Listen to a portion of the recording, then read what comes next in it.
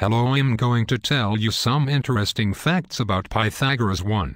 Some think that Pythagoras actually stole his famous formula from the Babylonians, who had stolen it from the Indians. 2. He discovered square roots by comparing square piles of rocks and figured out the proportional interval of numbers between musical notes by listening to blacksmiths pounding on different-sized anvils. 3. Pythagoras also started a weird religious commune with secretive doctrines involving geometric formulations. One of his inner circle of mathematikoi, Hippasos, came up with the concept of irrational numbers, but it didn't fit well with Pythagoras' unique theology, and it is said that he was executed on the master's orders. 4. Like some modern-day pagans, Pythagoras believed that eating animal products was cannibalism because they might contain the transmigrated souls of human ancestors. The cult also refused to eat beans.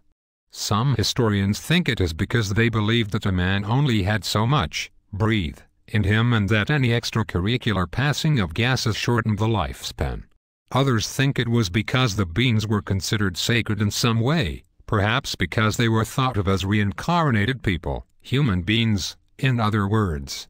One of the order was slaughtered by an angry mob who caught him when he refused to escape by crossing through a bean field for fear of trampling the delicate vegetables. 6.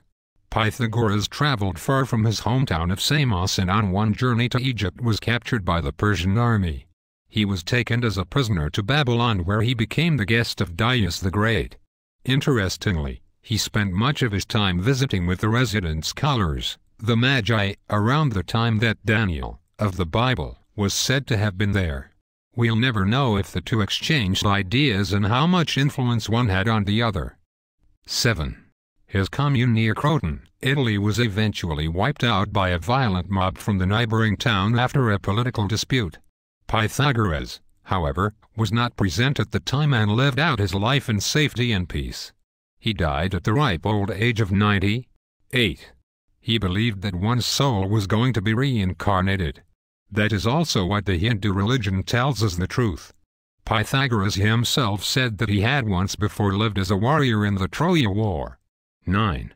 According to Pythagoras, a perfect number was 10.